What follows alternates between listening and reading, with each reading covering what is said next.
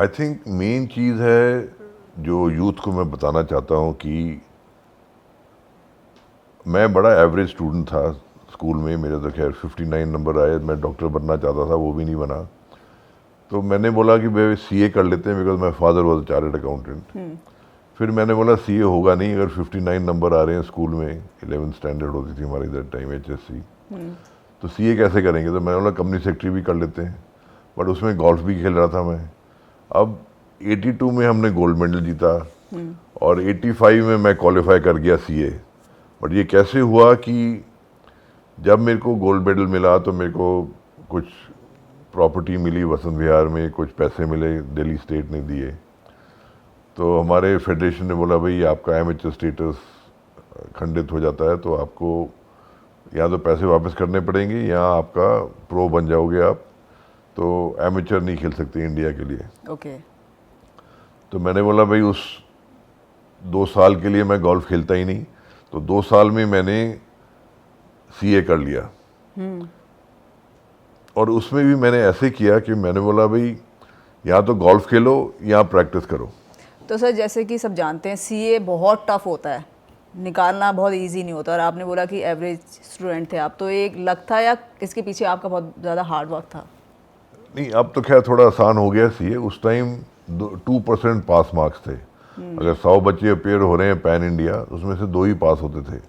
और मैं तो 50 से आउटसाइड था, तो मेरा तो टॉप 2 में आना तो बहुत ही इम्पॉसिबल था। बट मैंने बोला चलो मैं गोल्फ खेल रहा हूँ और सीए भी कर रहा हूँ। तो सुबह जाता था 6 बजे, 6 से 9 गोल्फ खेली, 9:30 आए, 3 घंटे स्टडीज़ की, फिर गोल्फ खेलने चले गए। तो या तो गोल्फ या studies. So mental toughness, physical toughness, mental physical. So I was always sharp. Golf खेलो या पढ़ाई करो। फिर पढ़ाई में भी मैंने बोला भाई इतना तो मैं पढ़ नहीं सकता, कवर टू कवर स्प्रेडशीट बनाई, कौन से क्वेश्चन आ रहे हैं। लास्ट 10 साल के मैंने क्वेश्चन निकाल के उसको देखा, भी थ्योरी आ रहे हैं, प्रैक्टिकल आ रहे हैं, उसको इन्वायरमेंट ऑफ एग्ज़ाम में 3 घंटे लगा के बिल्कुल लिख के मैं करता था कि भाई प्रैक्टिस हो जाए, स्पीड आ जाए, हैंड राइटिंग ठीक हो जाए, अंडरलाइनिंग वगैरह बिल्कुल नीटनेस हो जाए। तो वैसे करके I was lucky to get through CA in 2 years. Normally 3 साल लगते हैं, तो 2 साल में मैंने सीए भी कर लिया, गोल्ड मेडल भी ले लिया। तो it is a question of time management. 24 घंटे सबके पास है, सही बात है। चाहे आप हो चाहे वो बाकी 100 लोग हैं। अब how you use that 24 hours, quantity versus quality. तो क्वांटिटी तो वही है 24 घंटे।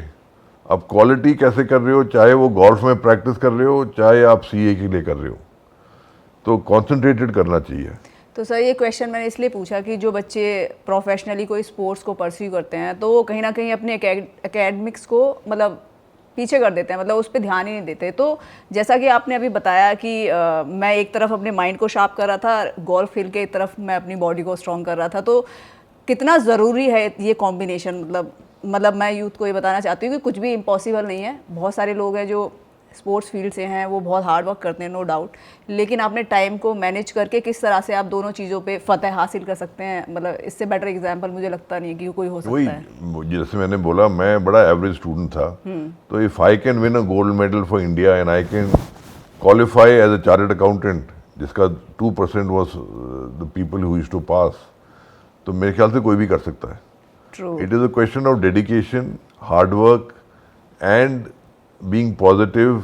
तो सारा कॉम्बिनेशन होता है कि भाई आप कैसे पढ़ाई कर रहे हो, कितने पॉजिटिव हो, systematic, quality versus quantity. True. अब गोल्फ में भी आप प्रैक्टिस कर रहे हो, मारे जा रहे हो 100 बॉल, 500 बॉल, 1000 बॉल, कोई फायदा नहीं है उसका।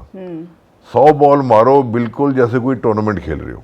ट्रू। टेनिस में भी आप सर्विस प्रैक्टिस कर रहे हो, बैकहैंड प्रैक्टिस कर रहे हो, बट प्रैक्टिस करो जैसे कोई विंबलडन का फाइनल मैच के लिए आपके लिए वो पॉइंट है। अगर आप वैसे प्रैक्टिस करोगे और इमेजिन करोगे कि भाई चाहे कोई हो ना उस कोर्ट में, स्टेडियम में, कि भाई 5000 लोग मेरे को देख रहे हैं, तालियां बजा रहे हैं, और जब आपके पास वो सिचुएशन आएगी तो आप कहोगे मैं तो 1000 बारी मैंने बैकहैंड मारा है, क्रॉस कोर्ट मारा है, ड्रॉप शॉट मारी है, स्मैश मारा है, एस मारे हैं, क्या प्रॉब्लम है। तो ये फर्क पड़ जाता है कि आपके माइंड यूज्ड टू हो जाता है।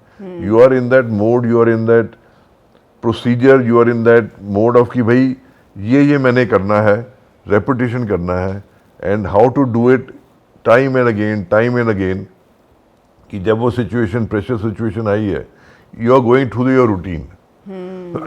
So routine is very important. वो कोई स्पेशल सिचुएशन नहीं है, क्योंकि आप रूटीन से हाँ. कर रहे हैं, वो तो नॉर्मल है आपके लिए.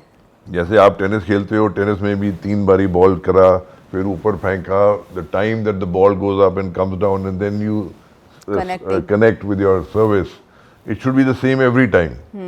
अगर आप प्रेशर में आ गए, जल्दी 2 बारी की और जल्दी ऊपर फेंक दिया और सारा झटका लग गया, तो फिर खत्म. तो if you want, it has to be smooth flow, same time, बिल्कुल टाइमिंग 3.5 सेकेंड, 5, जो भी आपका है, it should be the same every time. अगर आप रिपीट कर सकते हो वो, you are a winner. Under pressure you are doing the same thing. तो आप सोच नहीं रहे कि भैया ये विनिंग पॉइंट है फॉर अ मेजर या नेशनल टाइटल के लिए, आप वही अपना रूटीन कर रहे हो. क्योंकि आपने उस सिचुएशन को लगातार जिया है. हाँ, तो वो आपके लिए कोई स्पेशल 1000 मोमेंट नहीं है. 10,000 हाँ. बारी आपने किया है, बोलो क्या फर्क है. ठीक है, लोग हैं, मैंने इमेजिन भी करा हुआ है कितनी बारी की भाई 10,000 लोग ताली बजा रहे हैं, आवाज़ निकाल रहे हैं, उसमें भी मैंने परफॉर्म किया है. तो इसमें क्या प्रॉब्लम है? Because the experience, tournament experience से बेटर कुछ नहीं हो सकता. लेकिन कितने टूर्नामेंट खेल लोगे आप? सही बात है. प्रैक्टिस करो as a you are playing a tournament. True. फिर उसमें आपको जो हुनर मिलेगा, कि कॉन्फिडेंस मिलेगा कि हाँ भाई ये पॉइंट अगर मैं नहीं जीत पाया, आई एम आउट. अमेजिंग. फिर प्रेशर आता है, जो प्रेशर आपको उस टाइम आएगा, अगर आप वो 1000 10,000 बारी वही प्रेशर अपने आप पे लगाओ, जब एक्चुअली प्रेशर आएगा आपको प्रेशर नहीं लगेगा. True sir. जैसा कि आपने बताया कि जब मैं सीए कर रहा था, तो मैं उस सिचुएशन को जी रहा था कि मैं एग्जाम दे रहा हूँ. बिल्कुल. Every day I am doing exam. तो उसके हिसाब से आपका टाइम मैनेजमेंट, और आप क्वेश्चंस को उसी हिसाब से लिखते थे कि मेरा एग्जाम है अभी. तो कहीं ना कहीं ये बहुत ही, मतलब है बहुत छोटी सी चीज़, लेकिन इसका इम्पैक्ट बहुत ही बड़ा पड़ता है. मतलब सर, मैं इमेजिन कर पा रही हूँ, मैं भी सोच पा रही हूँ कि बच्चों को ये सब चीज़ें सीखनी चाहिए, छोटी चीज़ें, लेकिन ये आपकी लाइफ में बहुत बड़ा इम्पैक्ट डाल सकती है. क्योंकि अगर आप 3 घंटे एग्जाम कंडीशन में, मदर फादर को बोलो कोई डिस्टर्ब नहीं करेगा, स्टॉप वॉच ऑन करी, स्केल रखा, पेंसिल रखी, पेन रखा, और सारा आंसर किया आपने, जैसे एग्ज़ाम में हो, आपकी स्पीड बढ़ जाएगी, हैंड राइटिंग बेटर हो जाएगी, क्लैरिटी ऑफ थॉट हो जाएगी.